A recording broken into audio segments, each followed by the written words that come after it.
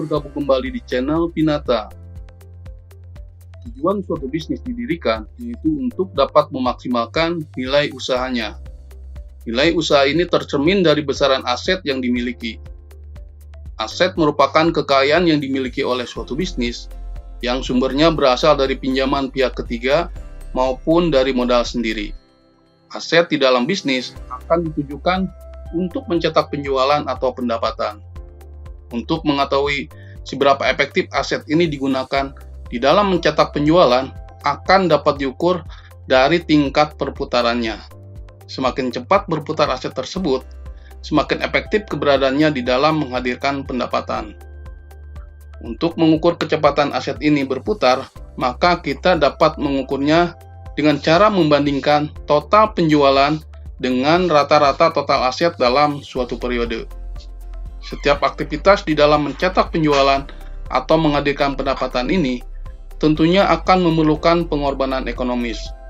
Untuk itu, bagaimana caranya agar setiap penjualan yang dihasilkan mampu untuk menutupi pengorbanan ekonomis atau total biaya yang dikeluarkan, baik biaya yang berhubungan dengan produk maupun biaya operasional bisnis lainnya. Selisih antara penjualan dengan total biaya ini yang disebut dengan profit atau keuntungan. Untuk mengukur efisiensi bisnis di dalam menghasilkan keuntungannya, maka kita dapat menggunakan indikator keuangan besaran rasio pengembalian atas penjualan, yaitu dengan cara membandingkan laba bersih usaha dengan total penjualan yang terjadi dalam suatu periode.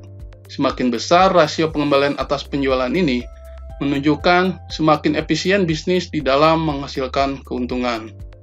Begitupun sebaliknya, semakin kecil rasionya menunjukkan semakin kurang efisien bisnis di dalam menghasilkan keuntungan.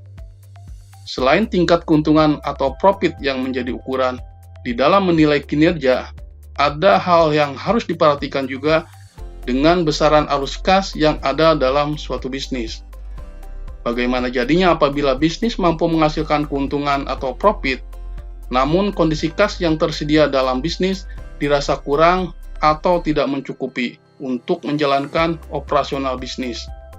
Maka, jika ini terjadi, berarti ada masalah dengan bisnis yang sedang dijalankan. Setidaknya ada 5 tindakan yang harus dilakukan pada saat kondisi bisnis profit, namun kas yang dihasilkan kurang atau minus. Yang pertama, melakukan perubahan kebijakan terkait penjualan dengan cara memperbesar porsi penjualan tunai. Yang kedua, melakukan evaluasi kebijakan piutang maupun hutang usaha. Yang ketiga, melakukan evaluasi stok yang tersedia.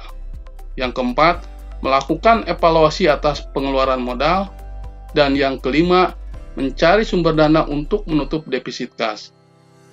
Untuk dapat melakukan hal ini, tentunya harus mempunyai skill di dalam membuat dan membaca laporan keuangan. Buat rekan-rekan, jangan lupa subscribe, like,